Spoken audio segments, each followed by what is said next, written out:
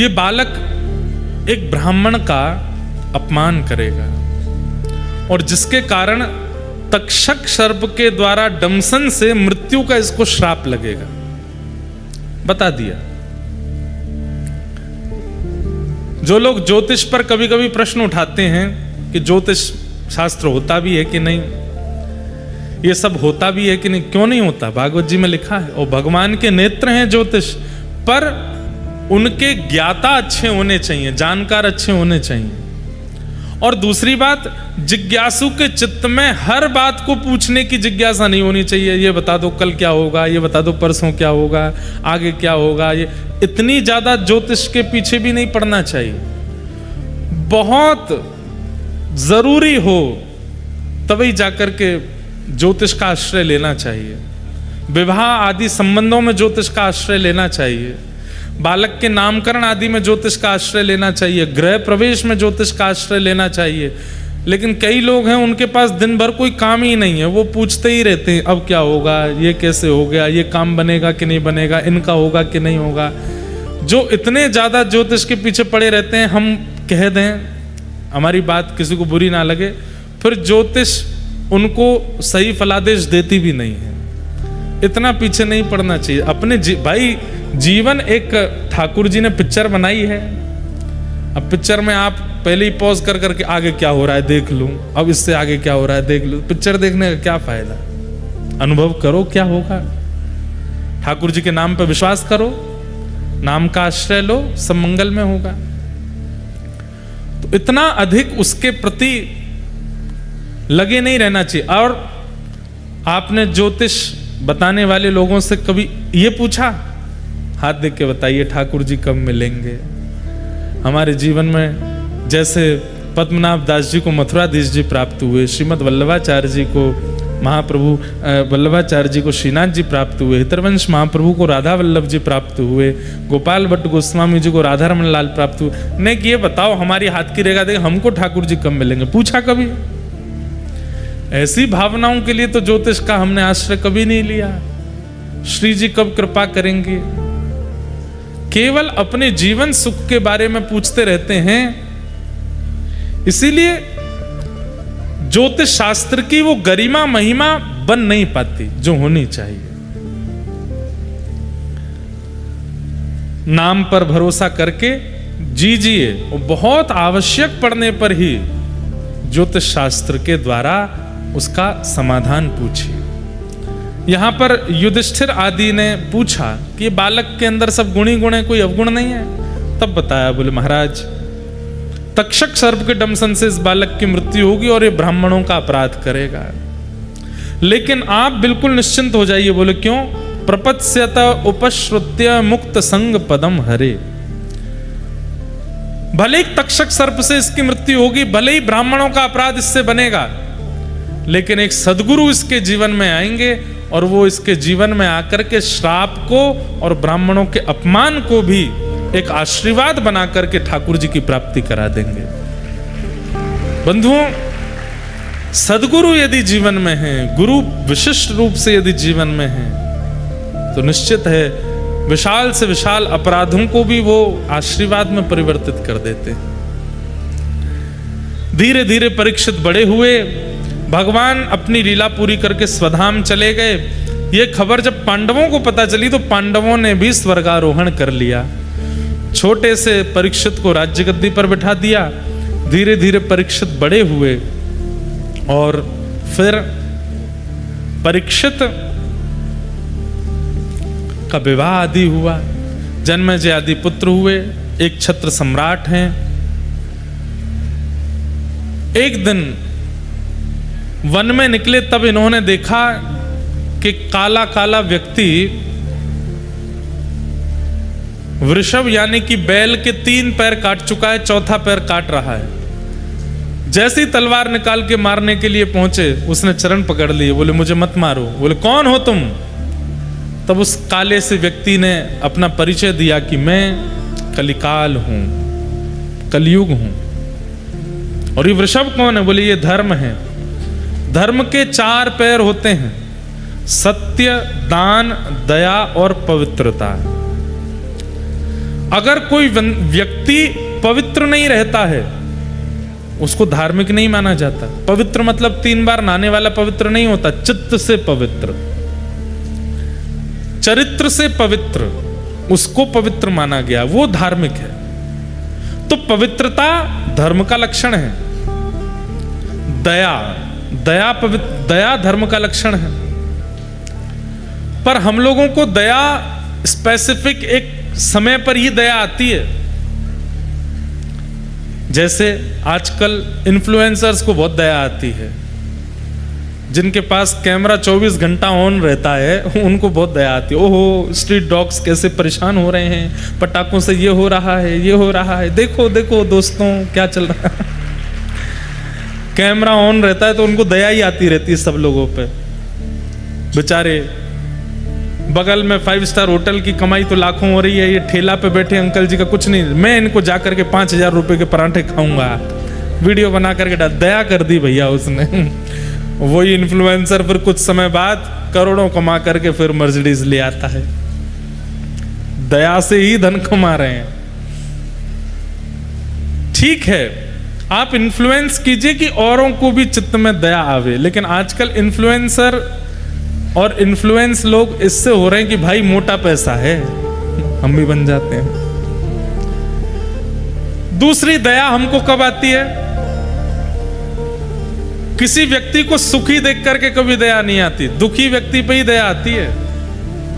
कोई व्यक्ति बेचारा धन ना कमा रहा हो, पत्नी छोड़ के चली गई हो, पति छोड़ के चले गए हो, बच्चे बात ना मानते हो, विचित्र परिस्थिति जीवन की चल रही हो, उस पर हमको दया आती है। वही व्यक्ति जब सुखी हो जाता तो उसी से ईर्ष्या होने लगती है। फिर अरे उनका नाम सुना आपने, उनका वो जो कोटा में रहते, अरे तुमको क्या पता, कुछ साल पहले हमसे पूछो, साइकिल पे लिफ्ट मांगता था हमसे कि हमको पीछे बैठा के ले चलो, आज बहुत बड़ा आदमी बन गया है। व्यक्ति सुखी होते ही हमको उसके प्रति दया खत्म हो जाती है। दया का मतलब किसी पर सिंपैथी करना नहीं होता। दया का मतलब किसी के ऊपर करुणा करना और उस पर उसको बेचारा लाचार समझ करके उस पर कृपा करना, इसको दया नहीं कहते हैं। दया मतलब वो चाहे जैसी स्थिति में आ जाए, अच्छी हो, बुरी हो, भली हो, कैसी भी स्थिति में आ जाए, आपके चित्त में उसके प्रति दुर्भाव ना प्रकट होना, इसको दया कहते हैं। ये दया है। कोई व्यक्ति गलत कर रहा है तो आपके मन में यह भाव आना चाहिए कि ये गलत किस लिए कर रहा है, ऐसा क्या कारण बना कि इसको गलत करना पड़ा। ये विचारधारा जो चित्त में है, इसको दया कहते हैं।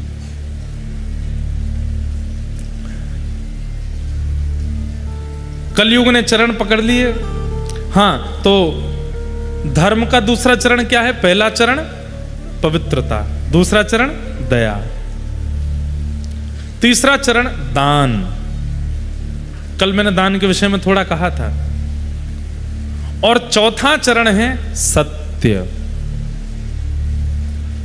ये 4 चरण हैं धर्म के। अगर इन चारों में से एक का भी आश्रय व्यक्ति लेता है तो वो धार्मिक माना जाएगा, चारों का ले ले तो परम धार्मिक माना जाए। परंतु कलयुग में एक बड़ी विचित्र बात है, आप सुनकर के आश्चर्यचकित होंगे कि कलयुग केवल एक पैर पर खड़ा है, 3 पैर कट चुके हैं। कौन कौन से?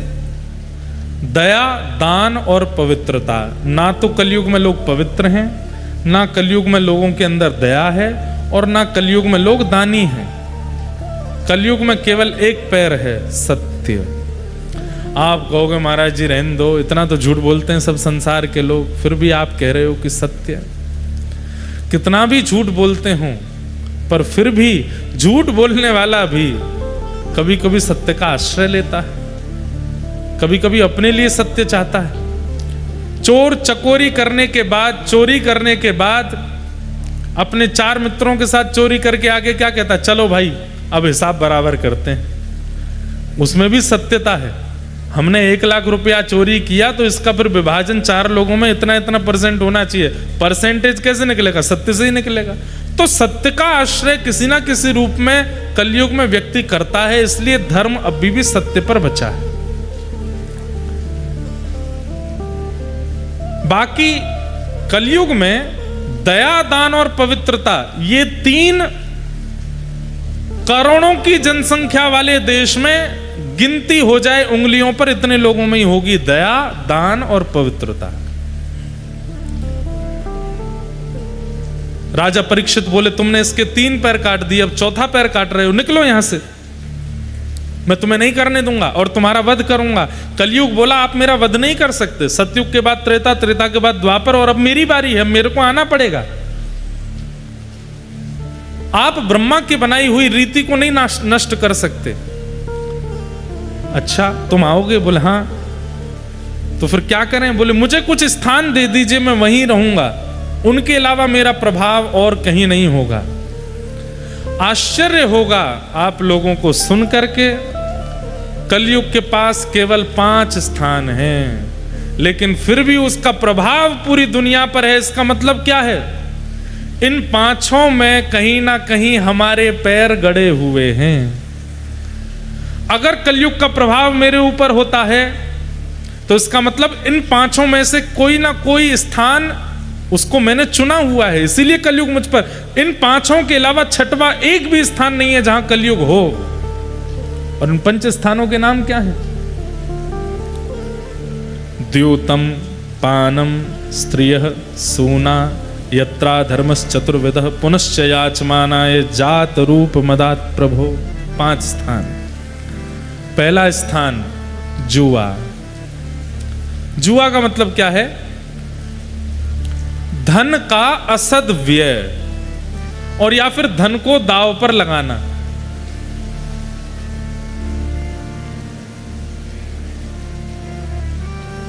कल हमें लगे यमुना जी भी आएंगी कथा में, नाव ले ले करके आना अपने। ये भी तो हुआ था जब ठाकुर जी मथुरा से गोकुल जा रहे थे, तो बीच में यमुना जी पड़ी थी। तो ये बीच में ये वाला पोर्शन तो यमुना जी बन चुका होगा। ये बीच बीच में भी यहाँ पे कहीं कहीं तो दिख रही हैं हमको, आ गई हैं। यमुना जी पार करके ही आएंगे जय जय। अब हम जल्दी जल्दी कथा कर देते हैं, फिर नहीं तो पता चली यमुना, कावेरी, गंगा सब आ गई। समुद्र नारायण बोले मैं क्यों पीछे रहूं, मैं भी आऊंगा।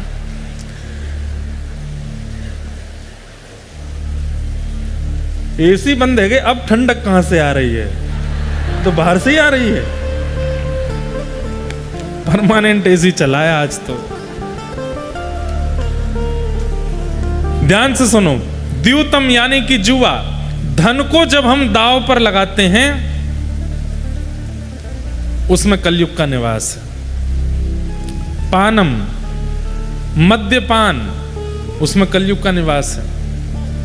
पर स्त्री पर पुरुष संग में कलयुग का निवास है। सूना यानी कि कलह, कलेश, हिंसा, लड़ाई झगड़ा, जबरदस्ती की नोक झोंक, उसमें कलयुग का निवास है। और 5वां, बिना मेहनत के कमाया गया धन, उसमें कलयुग का निवास है। Work from home.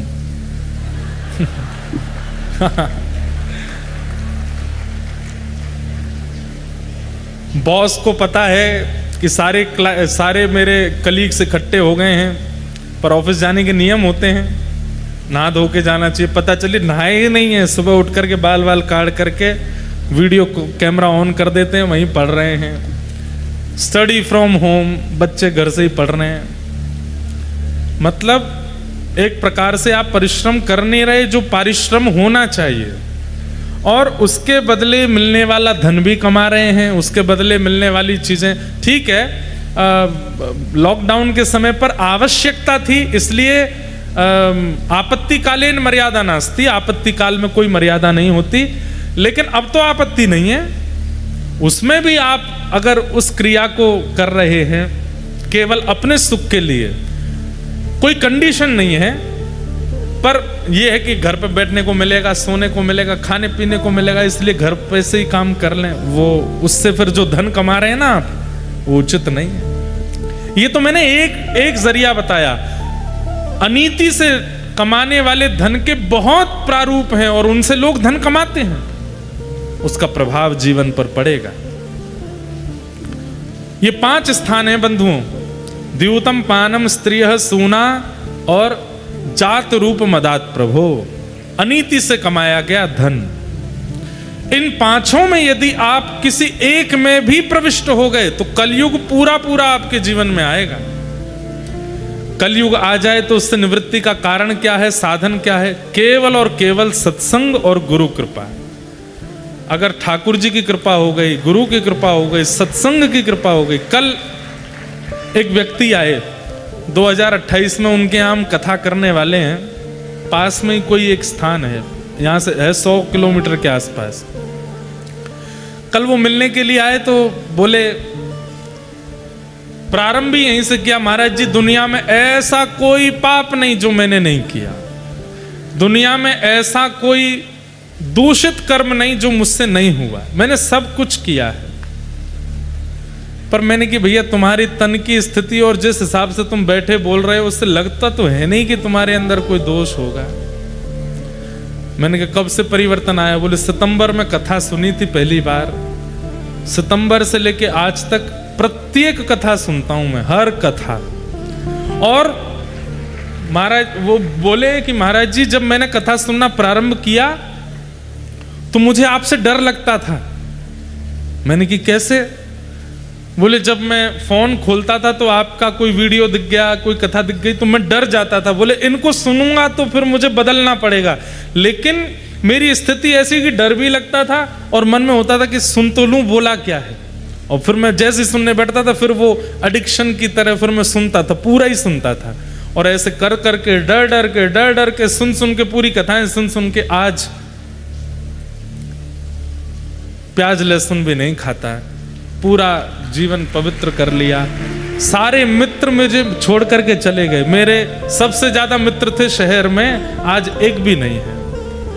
परिवार में रहता हूँ, पत्नी बच्चे सब बहुत प्रसन्न हैं और मैं स्वयं अंदर से आनंदित हूँ।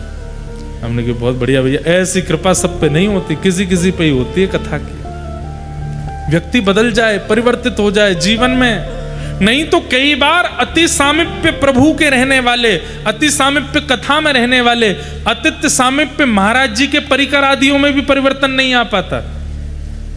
और दूर से कथा सुनने वाले उनके जीवन में भी परिवर्तन आ जाता है। तो इससे ये बात सिद्ध होती है कि ठाकुर जी की नजरों में रीझ गए।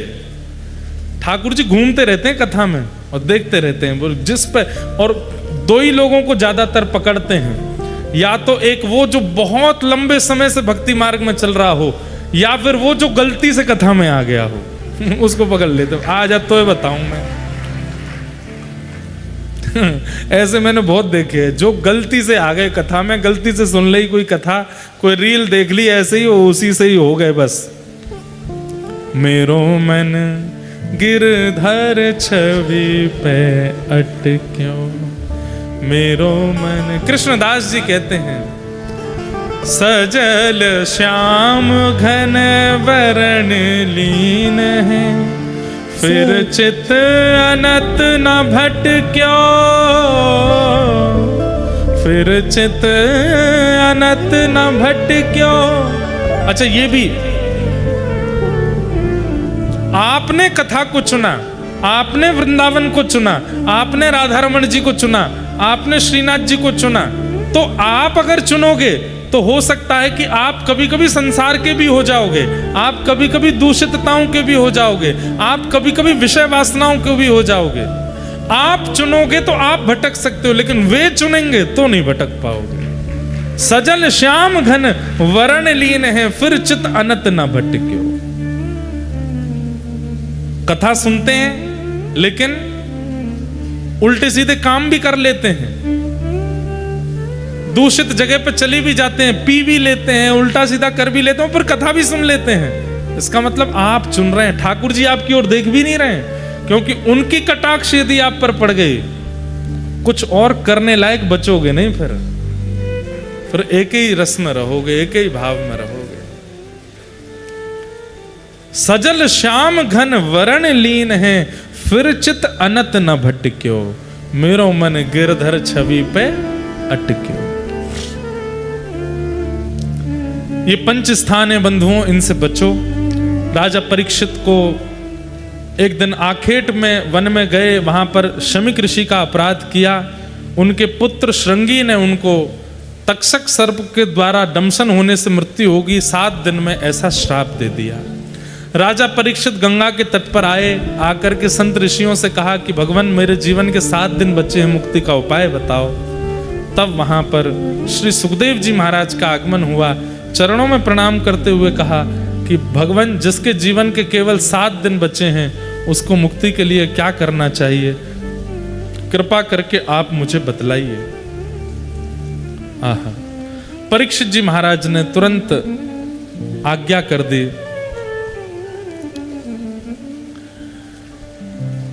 वरीयाने शते प्रश्नः कृतो लोकहितं नृप आत्मवित् सम्मत पुंसां श्रोतव्यादिषु यः परः।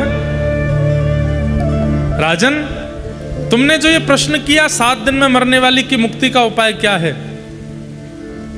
ये प्रश्न अगर संसार के लिए तुमने किया है तो बहुत अच्छा है, लेकिन अपने लिए किया है तो ये उचित नहीं है। संसार के लोग अपनी मरणासन अवस्था से कैसे मुक्त हों, ये अच्छा प्रश्न है, पर तुम कौन हो? तुम परीक्षित हो, तुम पांडवों के वंशधर हो, जिन पांडवों की पग पग पर रक्षा स्वयं श्री कृष्ण करते हैं, तुम उनके वंशज हो। और अब यहां पे लोग कह सकते हैं कि ठाकुर जी भी परिवारवाद करते हैं, तो परीक्षित पांडवों का वंशज है इसलिए उस पर कृपा हो जाएगी, उसको मुक्ति के लिए नहीं कोई चिंता करनी। नहीं, शुकाचार्य जी कह रहे हैं, बोले परीक्षित तुम्हारे ऊपर कृपा इसलिए है क्योंकि तुम वो बालक हो जिसके गर्भ में जाकर के भगवान ने रक्षा की थी। तुम्हारी मां उत्तरा जब गर्भवती थी तब आकाश में ब्रह्मास्त्र छोड़ा था गुरुपुत्र अश्वत्थामा ने, और भगवान ने अंगुष्ठ मात्र रूप धारण करके गर्भ में प्रवेश करके तुम्हारी रक्षा की थी।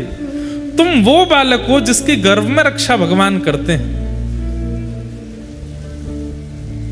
तुम तो जन्म बाद में लिए हो, ठाकुर जी का अनुभव पहले कर लिया है। तुम्हारा ये पूछना कि मेरी मुक्ति कैसे होगी, ये समझ में नहीं आता।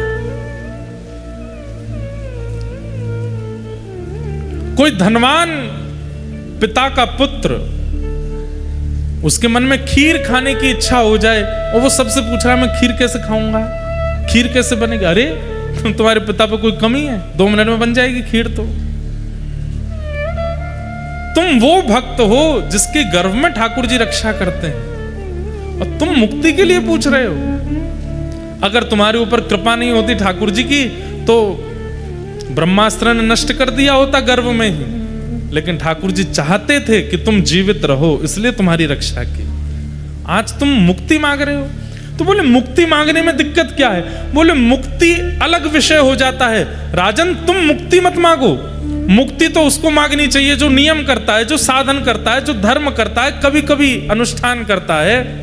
तुम तो ठाकुर जी के द्वारा चुने गए भक्त हो, तुम मुक्ति मत मांगो। तो बोले मैं क्या मांगू? बोले तुम तो भक्ति मांगो, तुम भक्ति मांगो, मुक्ति की कामना मत करो। मुक्ति की चिंता उसको होनी चाहिए जो व्यसनी रह चुका है। मुक्ति की चिंता उसको होनी चाहिए जिसने जीवन में कभी ठाकुर जी का नाम जप आदि नहीं किया हो। तुम तो जन्म से ही भगवान के भक्त हो, तुम मुक्ति क्यों मांग रहे हो? तुम तो भक्ति मांगो। मुक्ति और भक्ति में अंतर क्या है? मुक्ति मतलब मृत्यु के पश्चात भगवान का दर्शन, और भक्ति मतलब जीते जी भगवान का दर्शन। बताओ, मुक्ति की अभिक्षा है कि भक्ति की? बोल भक्ति रहे हो चाह मुक्ति रहे हो। हमारे व्रज में तो कहते हैं, कहा करूं वैकुंठ ही जाए, कहा करूं वैकुंठ। हमें वैकुंठ नहीं जाना। व्रज में जन्म लेवे बारो तो ठाकुर जी ते कहे, नाथ मोर हूँ बनाओ तो बनाओ श्री वृंदावन को। जो नाच नाच कुहक कुहक आपको रिझाऊंगो, बंदर हूँ बनाओ तो बनाओ श्री वृंदावन को। हमें तो व्रजवास मिले, व्रज मिले, ठाकुर जी की चरण सन्निधि मिले। ये प्रार्थना। भक्त मुक्ति नहीं मांगता, भक्ति मांगता है। मेरे प्राण निकले उससे पहले पहले ठाकुर जी का एक बार साक्षात्कार मुझको हो जाए, बस ये चाहिए। मुक्ति नहीं, भक्ति मांगो। तब परीक्षित जी महाराज ने चरणों में प्रणाम करते हुए कहा कि नाथ, अब मुझे मुक्ति की इच्छा नहीं है, मुझे भक्ति प्रदान करो। और इसी भक्ति प्रदान करने में अब यहां से भागवत शुकाचार्य जी श्री परीक्षित जी को सुनाते हैं। सबसे पहले सृष्टि का वर्णन करते हैं। सृष्टि वर्णन करने के बाद में कपिल देवभूति संवाद श्रवण कराते हैं। तत्पश्चात भगवान के परम भागवत, अब हम सूक्ष्म में सबको प्रणाम करते हुए सीधे नंदोत्सव की ओर चलते हैं। भगवान के परम भागवत श्री ध्रुव जी का चरित्र सुनाते हैं, जिन्होंने केवल 5 वर्ष की अवस्था में भगवान का दर्शन कर लिया। ध्रुव जी की कथा से यह बात सिद्ध होती है कि ठाकुर जी के मिलन में समय का कोई रोल नहीं है, आयु का कोई रोल नहीं है, जाति का कोई रोल नहीं है, नियम साधन का कोई रोल नहीं है। तो फिर काय का रोल है? उत्कंठा। ठाकुर जी से मिलने के लिए आप उत्कंठित कितने हो, एक्साइटमेंट, उसका रोल है। अगर आप उत्कंठित हो तो आपका एक क्षण का भी भजन श्रेष्ठ है। उत्कंठित नहीं हो, पूरे दिन आप बैठे बैठे भजन करते हो, उसका कोई फल नहीं। मीराबाई की भक्ति में उत्कंठा है। उत्कंठा कैसी?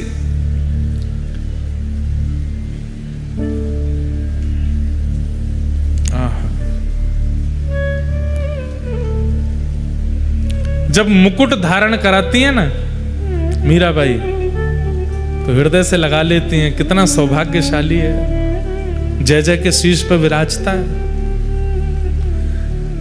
धन्ना जाट जब सामने सामग्री रखता है ना, तो पर्दा लगा करके खड़े खड़े देखते हैं, खाया कि नहीं, अभी नहीं खाया, खाया कि नहीं, अभी भी नहीं खाया। ठाकुर जी बढ़िया नहीं बनी सामग्री, क्यों नहीं खा रहे आप? अरे आपकी राजस्थान की कर्मा बाई खिचड़ी बनाती हैं बिना नहाए धोए।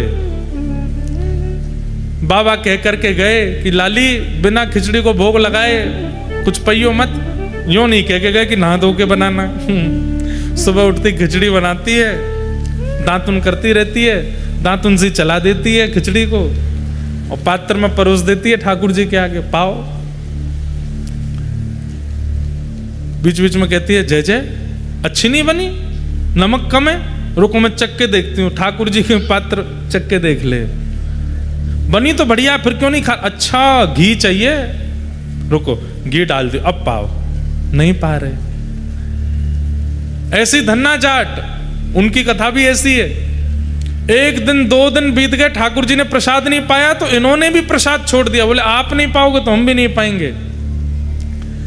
धन्ना जाट सामने रख देते हैं, छोटे से लाला हैं धन्ना जी, सामने रख देते हैं ठाकुर जी के।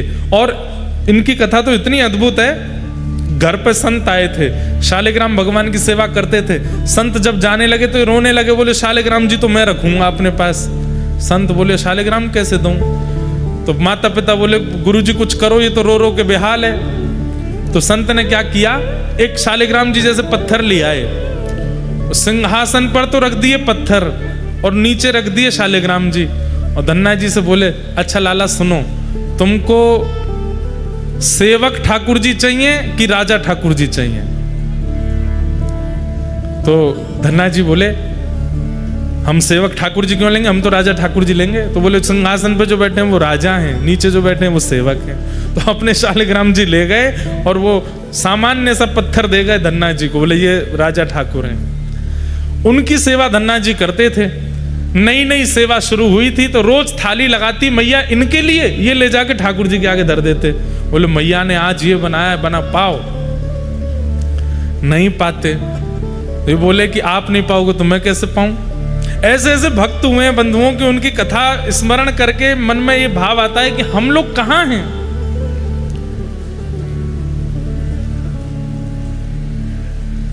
एक दिन 2 दिन बीत गए, ठाकुर जी ने नहीं पाया तो धन्ना जी भी नहीं पाते। बोले तुम नहीं पाओगे तो मैं भी नहीं खाऊंगा। तीसरा दिन जब हुआ, ठाकुर जी के सामने थाली रखी, पर्दा लगा करके वहीं बैठ गए, रोने लगे। बोले पता नहीं क्या ऐसा है, क्या चाहिए आपको जो पाते नहीं हो। इतने में ही चटकारों की आवाज आने लगी। चटकारे जानते हैं? ऐसे कोई खाता है ना, चटकारे ले ले करके ऐसी ध्वनि आने लगी। ये बोले चटकारे कौन ले रहा है? जैसे ही पर्दा हटा के देखा, छोटे से गोपाल जी अपने अंगूठा और हाथ पे लगी दाल चाट रहे थे और प्रेम से उसको पा रहे थे। और सबरी थाली को सामान कहीं मुंह पे लगा लियो, वस्त्रन पे गिर लियो, ठाकुर जी प्रेम से पा रहे थे। धन्ना जी आनंदित हो गए। ये भक्ति है। अब धन्ना जी की भक्ति में क्या है? उत्कंठा। ठाकुर जी मैंने प्रसाद धरा, आप पा क्यों नहीं रहे हैं? उसके प्रति व्याकुलता, उत्कंठा, उससे ठाकुर जी मिल रहे हैं। मीराबाई की उत्कंठा से ठाकुर जी मिल रहे हैं। हमारी भक्ति में सब है उत्कंठा छोड़ करके, इसलिए ठाकुर जी मिल नहीं रहे हैं।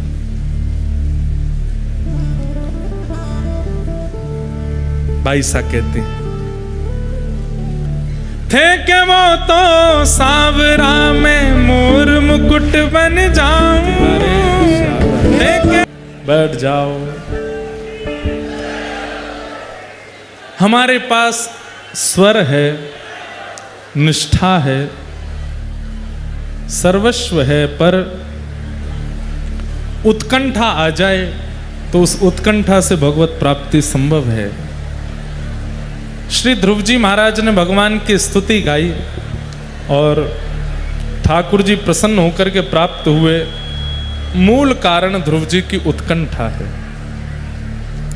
तत्पश्चात आगे पृथु अवतार का वर्णन, भूगोल खगोल का वर्णन, नरकों का वर्णन करते हुए भगवान के परम भागवत भक्त श्री वृत्रासुर जी का प्रसंग, प्रहलाद जी के प्रसंग में श्री नरसिंह अवतार, हिरण्यकश्यप वध आदि सब प्रसंग सुनाए गए। भागवत जी के अष्टम स्कंद में गंगा जी के प्रादुर्भाव की कथा, बलि वामन अवतार, गजेंद्र मोक्ष स्तुति आदि श्रवण कराते हुए नवम स्कंद में सूर्यवंश के राजाओं की कथा बताई। इन्हीं सूर्यवंश में प्रभु श्री राम का प्रादुर्भाव हुआ। गुरुवर थे त्यक्त राज्यो व्यचरदनुवनम पद्म पद्भ्याम प्रियाया पाणिस्पर्शाक्षमाभ्याम रजत पथरुजो यो हरिन्द्रानुजाभ्याम वैरूप्या शूर्पणख्या प्रिय विरहरुष रोपित ब्रूविजंभ तस्ताब्धिर्वद्ध सेतु खलद वदहन कौशलेन्द्रोवतान। प्रभु श्री राम को बारंबार वंदन किया। तत्पश्चात चंद्रवंश के राजाओं की कथा सुनाई और इन्हीं चंद्रवंश में प्रभु श्री कृष्ण का प्रादुर्भाव हुआ। सूक्ष्म में हम सबको प्रणाम करते हुए अब नंदोत्सव की ओर चलें। मौसम भी ऐसा है, सब लोग व्यवस्थित बैठे तो हैं, पर कैसे भी हो व्यवस्था थोड़ी सी अव्यवस्थित तो हो ही जाती है। इसलिए हम सूक्ष्म ही सब प्रसंगों को कहकर के नंदोत्सव की ओर चल रहे हैं। आज परम पूजनीय श्री श्री 108 गोस्वामी श्री विनय बाबा जी, श्री महाप्रभु जी मंदिर पाटन पोल कोटा से हमारे मध्य पधारे। श्री मदन बाबा एवं विनय बाबा जी आज सुबह ठाकुर जी के मंगल दर्शन करने के लिए गए थे। प्रारंभ में बता ही रहा था। और वहाँ महाप्रभु जी के युगल चरणार बिंदों का दर्शन और श्री नवनीत प्रियालाल जी के मधुर पालना महोत्सव का दर्शन किया। ठाकुर जी पलना झूल रहे थे, इतना सुंदर दर्शन हुआ, हृदय को बहुत सुख मिला। आचार्य चरण पधारे हैं, आपको बारंबार प्रणाम, बारंबार वंदन।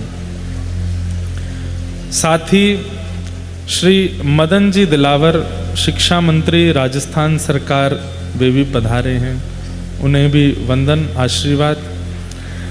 माता श्री नीति अंबाजी श्री कुल शक्तिपीठ कोठा से पधारी हैं, उन्हें भी बहुत बहुत वंदन। श्री शैलेंद्र भार्गव जी प्रमुख महंत श्री गोदावरी धाम कोटा से पधारे हैं, उन्हें भी बहुत बहुत वंदन प्रणाम। आगंतुक समस्त श्रेष्ठ जन वैष्णव जनों को बारंबार प्रणाम करते हैं। हम तो कह रहे हैं कि आज हम तो सुबह ही नंदोत्सव करके आए, वहीं लाल जी पलना झूल रहे थे।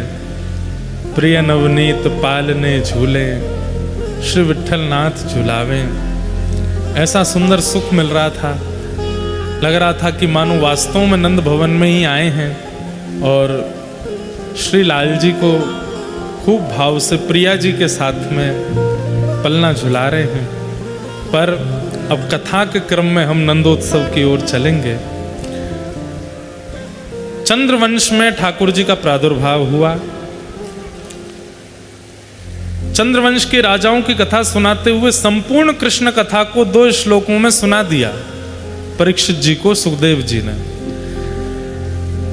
मथुरा में ठाकुर जी ने जन्म लिया, गोकुल में ये लीला, वृंदावन में ये लीला, मथुरा जाकर के कंसवध, द्वारिका में विवाह आदि के क्रम, महाभारत का युद्ध आदि करा करके उद्धव को ज्ञान उपदेश करके भगवान अपने धाम को प्रस्थान कर गए।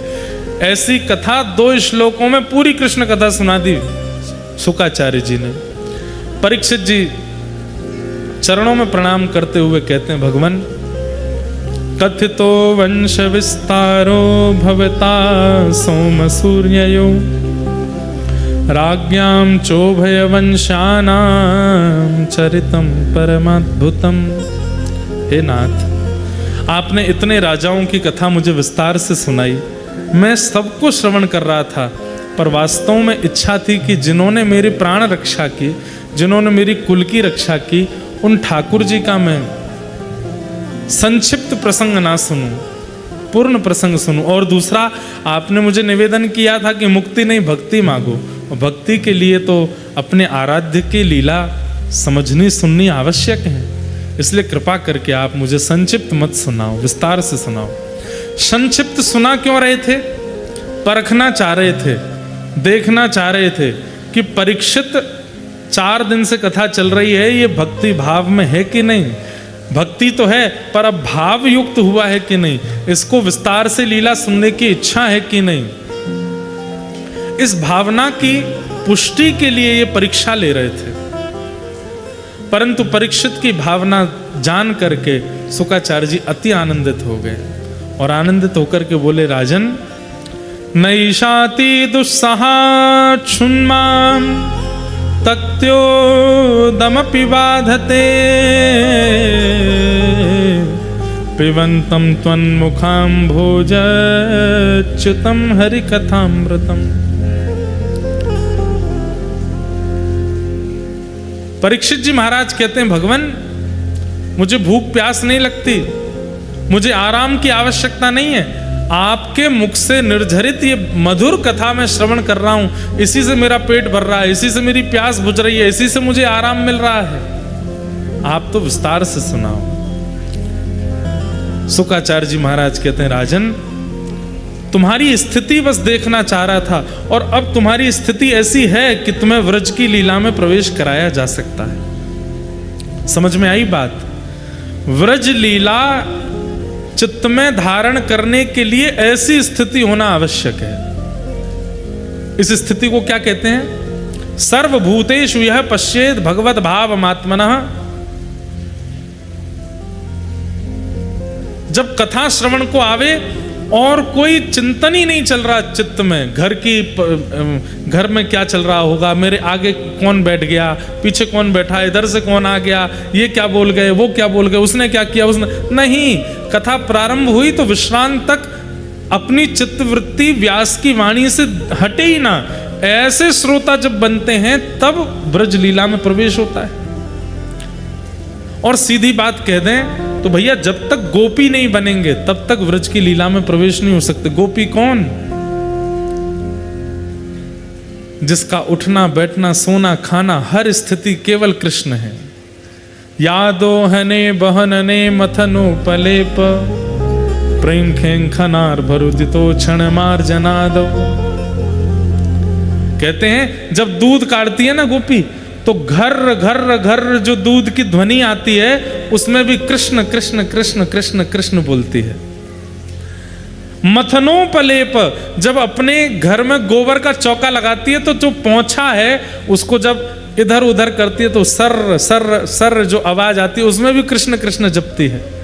जब मटका लेकर के यमुना जल भरने के लिए जाती है तो छम छम छम जो घुंघरुओं की आवाज आती है उसमें भी कृष्ण कृष्ण कीर्तन करती है। जब दही मथती है तो मंथन करते समय जो घर घर घर स्वर आता है उसमें भी कृष्ण कृष्ण बजती है। जिसका सोना उठना जागना श्रृंगार करना हर स्थिति केवल कृष्ण के लिए है उसको गोपी कहते हैं। और वास्तव में गोपी का अर्थ क्या? गो माने इंद्रियां, इंद्रियां आंख नाक जीव कान त्वचा हाथ पैर मुख उपस्थेंद्रिय, इन इंद्रियों के समूह को गो कहते हैं। और इन समस्त इंद्रियों से केवल जो कृष्ण का आस्वादन करे उसको गोपी कहते हैं। नेत्रों से कृष्ण को देखे, कानों से कृष्ण को सुने, जीव से कृष्ण का ही अधरामृत ग्रहण करे, हाथों से केवल उन्हीं के चरणों की सेवा करे, अरे तन पर भी श्रृंगार वो धारण करे जिससे ठाकुर जी रीझें। दर्शन को नैना तपे वचन सुनन को कान, मिलवे को हियरा तपे हिय के जीवन प्राण, गोवर्धन वासी सांवरे लाल तुम बिन रयो न जाए। ब्रजराज लड़हते लाडले लाल तुम बिन रयो न जाए। चतुर्भुज दास जी कहते हैं ये गोपी का लक्षण है। दर्श बिन दुखन लागे नैन, आंखों में दर्द हो रहा है। क्यों हो रहा है? बोले ठाकुर जी दिखे नहीं है इसलिए आंखों में दर्द हो रहा है। कानों में पीड़ा हो रही है। क्यों? बोले गाने संगीत तो बहुत सुने, बहुत दिन से कथा और कृष्ण नाम जबते श्रवण सुनोरी आली, भूली री भवन में तो बावरी भई रे। ठाकुर जी का नाम नहीं सुना, कान व्याकुल हो रहे हैं, चित्त व्याकुल हो रहा है। क्यों? इतने दिन है गए वृंदावन जावे को अवसर नहीं मिलो है। ये गोपी है। हम लोग भी तड़पते हैं किसके लिए? आंखें तरस रही हैं, काय को समर वेकेशन है, स्विट्जरलैंड घूमना है, घुमा लाओ। कश्मीर जाना है, वहां जाना है। कान तरस रहे हैं, बोले क्यों? संगीतकार आए बड़े बड़े, उनके गाने सुना लाओ, उसके लिए कान तरस रहे हैं। जीव तरस रही है। क्यों? कचौड़ी ना खाई बहुत दिन है गए, खवा लाओ। हम लोग तरसते हैं पर विषय के लिए तरसते हैं। ये तड़पन ये तरसन ठाकुर जी के लिए जिसकी हो जाती है वही गोपी है। और उसी को ही आगे की लीलाएं समझ में आ सकती हैं और आगे की लीला में प्रविष्ट हो सकता है। आज श्री शुकाचार्य जी महाराज परीक्षित का परीक्षण कर रहे हैं और परीक्षा में पता चल गया कि अब सुखदेव, अब परीक्षित गोपी हो चुका है। अब इसको भूख प्यास नहीं है, इसको निद्रा नहीं है, इसको केवल ये है कि मुझे लीला सुनाओ, कृष्ण की बातें बताओ। वही तो गोपी है। बोले अब मैं तुम्हें कृष्ण लीला सुनाऊंगा। वसुदेव गृहे साक्षात भगवान पुरुष परः, जनिष्यते तत्प्रियार्थम सभवन्तु सुरस्त्रिय। भगवान ने आकाशवाणी करते हुए पृथ्वी के संताप को दूर करते हुए आज्ञा की कि हम वसुदेव जी के घर जन्म लेने वाले, आप जाकर के अपना अपना स्थान ग्रहण कर लो। और हे पृथ्वी तुम चिंता मत करो, हम आ रहे हैं। हे भूदेवी हम आ रहे हैं। ये आकाशवाणी सुनते ही सारे देवी देवता ब्रजमंडल में प्रकट है गए। कोई गैया बन के आयो, कोई वृक्ष बन के आयो, कोई पर्वत बन के आयो। ब्रह्माचल पर्वत बरसाना साक्षात ब्रह्मा जी, नंदगांव के जो पर्वत हैं साक्षात महादेव, और साक्षात श्रीमन नारायण परात्पर विष्णु वही साक्षात श्री गिरिराज जी के रूप में प्रकट हो गए। सब देवी देवता ब्रजमंडल में आकर के विराजमान हो गए। क्यों? ठाकुर जी का प्राकट्य होने वाला है। कंस ने अपनी चचेरी बहन देवकी जी का विवाह सूरसेन राजा के पुत्र वसुदेव जी के साथ में किया। अपनी बहन को विदा करने के लिए जब जा रहा था तो मथुरा के लोग बड़ी अच्छी अच्छी बातें करने लगे। लोग कहते हैं राक्षस है, लोग कहते हैं ऐसा है। देखो तो सही कितना अच्छा है, अपनी बहन को विदा करने जा रहा है। लोगों के मन में पाखंड से प्रभुत्व स्वीकार करवा रहा था। देवताओं ने कहा अभी इसकी पोल खोलते हैं। आकाशवाणी कर दी, जिस बहन को तुम विदा करने जा रहे हो इन्हीं का 8वां गर्व तुम्हारा नाश करेगा, तुम्हारा काल होगा। सुनते ही सब भूल गया आडंबर, तलवार निकाली, बहन को ही सर धड़ से अलग करने के लिए जैसे ही प्रकट हुआ, वसुदेव जी ने प्रार्थना की इन्हें मत मारो। और यहां पर वसुदेव और कंस का बहुत सुंदर संवाद हुआ। वसुदेव जी ने कहा कंस जितनी संतान होगी हम सब तुमको दे देंगे, बहन को मत मारो, इनका दोष नहीं है। कहते हैं कंस ने एक बार तो इनको मुक्त कर दिया, बोले कि कोई बात नहीं 1 से 7 तक आप अपने पास रखो, 8वां मुझे दे देना। लेकिन तभी देवताओं ने इसकी मति फेर दी। नारद जी ने जाके कहा 1 से 7 नहीं, 8वां गर्भ काल नहीं है, 1 से 8वां कोई भी मार सकता है। ये सुनते ही कारागृह में डाल दिया। 6 संतानों को कंस ने मार दिया। अब 7वें संतान के रूप में साक्षात श्री बलभद्र जी महाराज, संकर्षण भगवान श्री बलराम जी आ रहे हैं। लेकिन ठाकुर जी ने मन में विचार किया बड़े भैया हैं और रामावतार में ये छोटे थे, इसलिए इनको कई बातों में हमसे थोड़ी सी लड़ाई है। किस बात की लड़ाई? बोले ये तब छोटे बन करके गए थे, हम बड़े थे तो हम इन पर बड़ी आज्ञा चलाते थे, ये नहीं करोगे वो नहीं करोगे, हम बड़े भैया हमारी बात माननी पड़ेगी। इस बार जानबूझ करके लक्ष्मण जी बड़े भैया बन के आ रहे हैं। बोले क्यों, कुछ करने ही नहीं देते, अब मैं बड़ा बन के जाऊंगा, अब इनकी आज्ञा नहीं, इनको मेरी आज्ञा माननी पड़ेगी। और ठाकुर जी को कैसी आज्ञा करते हैं? तो एक लीला आती है, लक्ष्मण जी 14 साल तक सोए नहीं थे जब तक ठाकुर जी वन में रहे। तो एक दिन राम जी ने लक्ष्मण जी को बुलाया, बोले हमारी गोद में सर रखो। लक्ष्मण जी बोले आप मेरे स्वामी हैं, ऐसा मत करो। बोले नहीं, हमारी आज्ञा, हम बड़े भैया हैं, गोदी में सर रखो।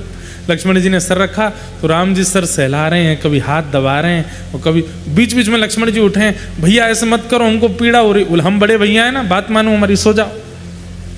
लक्ष्मण जी बोले रुक जाओ, अगले जन्म में बड़ा बन के आऊंगा मैं, फिर आपको बताऊंगा। तो ये लक्ष्मण जी इस बार बलराम जी बन के आए। और एक दिन वन में जब गौचारण कर रहे थे तो एक दिन बलराम जी ने हाथ पकड़ा, लाला इतकुआ। ठाकुर जी कहा बात है भैया? बोले यहाँ पे आ, लेट जाए यहाँ पे। ठाकुर जी लेट गए, सो बलराम जी पैर रखे अपनी गोद में, चरण दबाने लगे। ठाकुर जी भैया जी कहा कर रहे हो, आप मोते बड़े हो, मैं छोटा हूँ, मुँह पाम दबाने। चुप, सो जा, बड़ा हूं ना मैं, मुँह करन दे, सो जा। चरण दबाने लगे, हाथ दबाने लगे, सर। जब जब ठाकुर जी उठे, कहां तक कहें, चरणों में जल पधरा करके चरणामृत ले लेते हैं, पी लेते हैं। ठाकुर जी भैया ऐसा मत करो, तुम बड़े हो मोते, चुपचाप सो जा, बड़ा हूं ना मैं, मेरी बात मान। तो बड़े होने का ऐसा अधिकार निभाते हैं कि बड़े होकर के अधिकार मान करके और डांट फटकार करके सेवा करते हैं ठाकुर जी की, बलराम जी। इसलिए बड़े बन के आए। ठाकुर जी ने मन में विचार किया कहीं ऐसा नहीं हो ये बड़े बन के गए, हर चीज हमसे पहले कर देंगे, कंस को भी खुद ही नहीं मार दें। जन्म लेते बोले अच्छा तू मेरे लाला पे हाथ उठावेगा तो मैं देखूं। तो क्या करें? बोले इनको मथुरा से दूर भेजो। तब योग माया को बुलाकर के ठाकुर जी ने कहा आप हमारी मैया के 7वें गर्भ का स्थानांतरण करो। तब गर्भ में कुछ महीने रहने के बाद श्री बलराम जी महाराज गोकुल में वसुदेव जी की दूसरी पत्नी रोहिणी जी के गर्भ में विराजमान हो गए और श्री बलराम जी का जन्म गोकुल में हुआ। रोहिणी मैया, रोहिणी नंदन भी हैं, देवकी नंदन भी हैं। कुछ महीना देवकी मैया गर्भ में रहे, कुछ महीना, इसलिए इनको संकर्षण भी कहते हैं बलराम जी। अब आ रहे हैं 8वें लाला। कंस को पता चला 7वां गर्भ में ही मर गया। सैनिकों से कहा, बोले कि सुरक्षा बढ़ा दो, मेरा शत्रु जन्म लेने वाला है। देवकी मैया इतनी सुंदर लगने लगी हैं, कंस जैसे देवकी मैया को देखता है उसके नेत्रों से आंसू आने लगते हैं, उसके चित्त में भाव प्रकट होने लगता है, वो अपने सारे दोष भूलने लगता है, उसके अंदर दया आने लगती है। अब तो ऐसी स्थिति हो गई, कारागृह में जाने से पहले मंत्रियों से कहता है, देवकी को देखते ही मुझको दया आने लगती है, तुम लोग जबरदस्ती मुझे खींच के वहां से ले आना। कहने का अभिप्राय, ठाकुर जी गर्भ में आए तो जिनके गर्भ में, जिनके चित्त में ठाकुर जी आते हैं ना, उनकी उपस्थिति, उनका दर्शन, उनके वचनामृत, उनकी चाल ढाल, वह सब असर करने लगती है हमारे ऊपर, जिनके चित्त में ठाकुर जी होते हैं। देवकी मैया के गर्भ में ठाकुर जी हैं तो कंस का राक्षसत्व नष्ट हो रहा है। कंस ने कारागृह में जाना बंद कर दिया, दया आ जाती है। लेकिन यहां असंख्य सैनिक लगे हैं और सब बस प्रतीक्षा कर रहे हैं 8वां बालक हो। धीमे धीमे आया भादों का महीना। आहा, अष्टमी तिथि, मंदम मंदम जलधरा, ऐसे ही बारिश हो रही थी। और वर्णन ऐसा भी आता है कि पवन जो है, वायु जो है, वो कैसी बह रही थी, बोले सबका स्पर्श करते ही, पवन का स्पर्श करते ही ऐसा लग रहा था कि मानो सो जाएं, इतनी शीतल पवन बह रही है। मंदिराचल पर्वत पर जाकर के वहां जितने चंदन के वृक्ष हैं, सब चंदनों के वृक्ष से चंदन की सुगंधी लेकर के सुंदर पवन ब्यार बह रही है। सबको अत्यंत सुख मिल रहा है, सब गहरी निद्रा में धीरे धीरे सोते जा रहे हैं।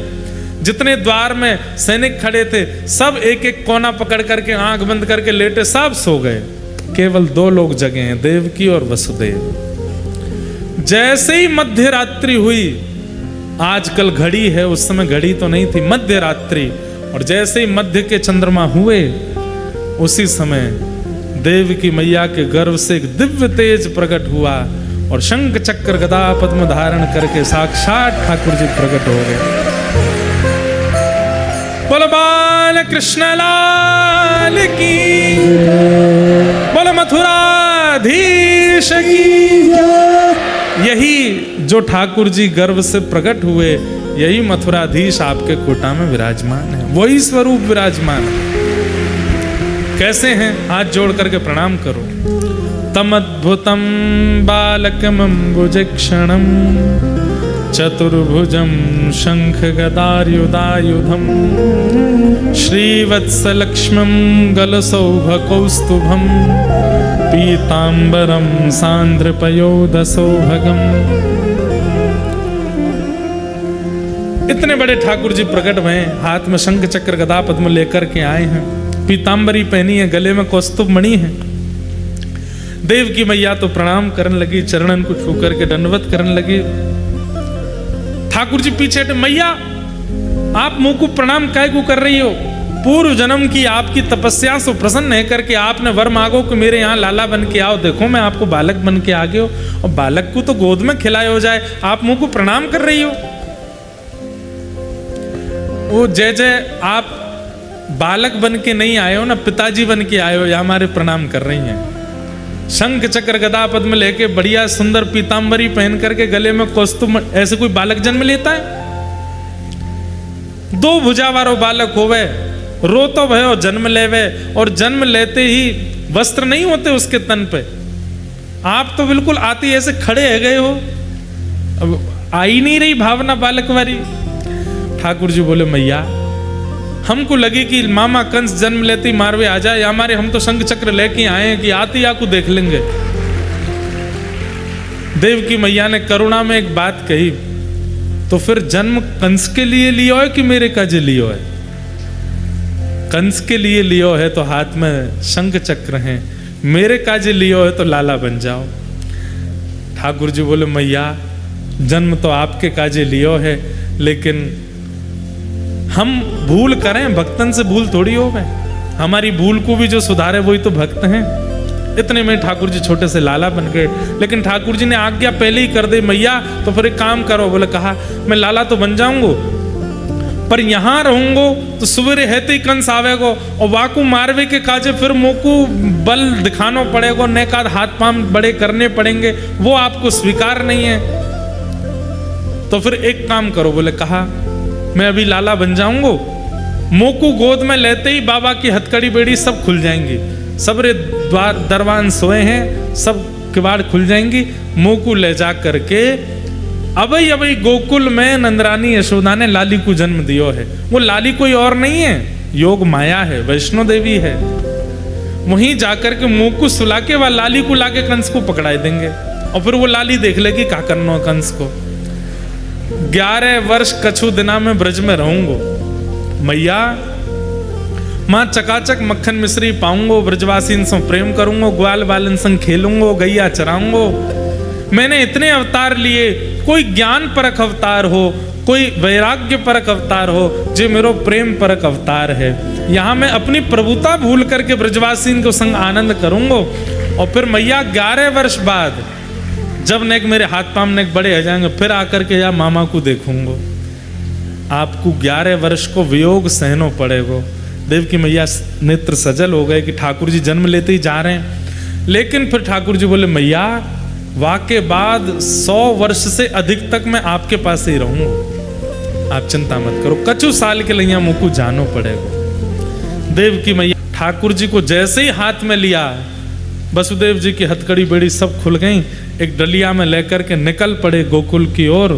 बीच में यमुना जी पड़ी, यमुना जी ने मार्ग प्रदान किया, गोकुल पहुंचे।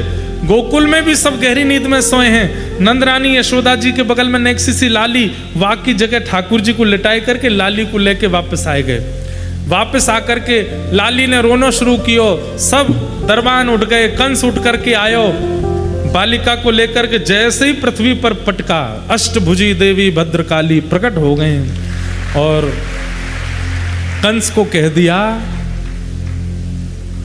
मुझ जैसे निरपराध बालकों को मारता है कंस। अपने शत्रु से कितना बचने का प्रयास किया, लेकिन तेरे शत्रु ने फिर भी जन्म ले लिया और यहीं जन्म लिया। जन्म लेकर के व्रज में कहीं विराजमान है। कहां विराजमान है? एक्यूरेट एड्रेस बता जा, कहां है, लोकेशन कौन सी है? यत्रत्ववा, यहां पर योग माया कहती हैं जन्म लिया है 84 कोस में, पर कहां लिया है ये नहीं बताऊंगा। अब तो ढूंढ ले कहां लिया है। कंस ने राक्षसों की टोली बुलाई, ढूंढने लगे कहां है ठाकुर जी। लेकिन यहां तो ब्रज में आनंद आवेवारो है। नंदा सुनंदा 2 बहन हैं नंद बाबा की। आज सवेरे उठते ही बोली, अरे आज कैसो सूर्योदय भयो? बोले क्यों? सब ब्रजवासी सो रहे अभी तक, ब्रह्म बेला में उठवे वारे सब ब्रजवासी अभी तक सो रहे। नंद बाबा ना दिख रहे, नंदरानी ना दिख रही, कहां गए सब?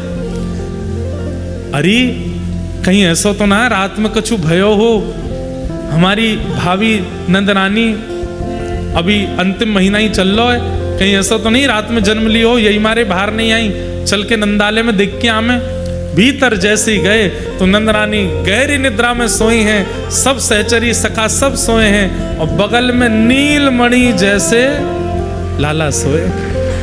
पर लाला है कि लाली जे ना है पता अभी तक। चदरिया ओढ़ रखी है, केवल मुखमंडल दिख रहा है। नंदा सुनंदा को कैसे लग रहे हैं? बोले ऐसा लग रहा है जैसे कि नील सरोवर, और वह नील सरोवर पर 2 नेत्र कमल धरे हैं, ऐसे सुंदर लाल जी लग रहे हैं। और कहा कर रहे हैं? कुल बुलाए रहे हैं। कुल बुलानो कहते के हैं? छोटे बालक आंख बंद करके सोए रहते हैं, पर आवाज से निकालते रहते हैं, हाथ पैर चलाते रहते हैं, ऐसे हो रहे हैं ठाकुर जी, अंगड़ाई ले रहे हैं बीच बीच में। नंदा सुनंदा बोली, मुख तो बहुत सुंदर है। अरे नंदा ने चदरिया हटाए के देख तो कौन है, लाला है कि लाली? अरे जो होए लाली होए सो तो कहा दिक्कत है? ना ना, एक लाला है जाए, फिर भले 6 लाली है जाए, एक तो है जाए लाला, वो कहा करेगी लाला को? अरे हम बुआ हैं और भुआन को पूरा अधिकार चले लाला पे, जब चाहेंगी कान पकड़ेंगी, जब चाहेंगी वाकू नचामेंगी, जब चाहेंगी कहीं कछु करेंगी। अब लाली के प्रति तो ने कोमलता को भाव आ जाए, बातें ज्यादा डांट ना सकें, फटकार ना सकें, कान वान ना पकड़ सकें, अपने पाम ना छुपा सकें। जी लाला होएगा तो या तो अपने पाम दबाए करेंगी, ससुराल ते आए के खूब आनंद करो करेंगी। एक लाला है जाए।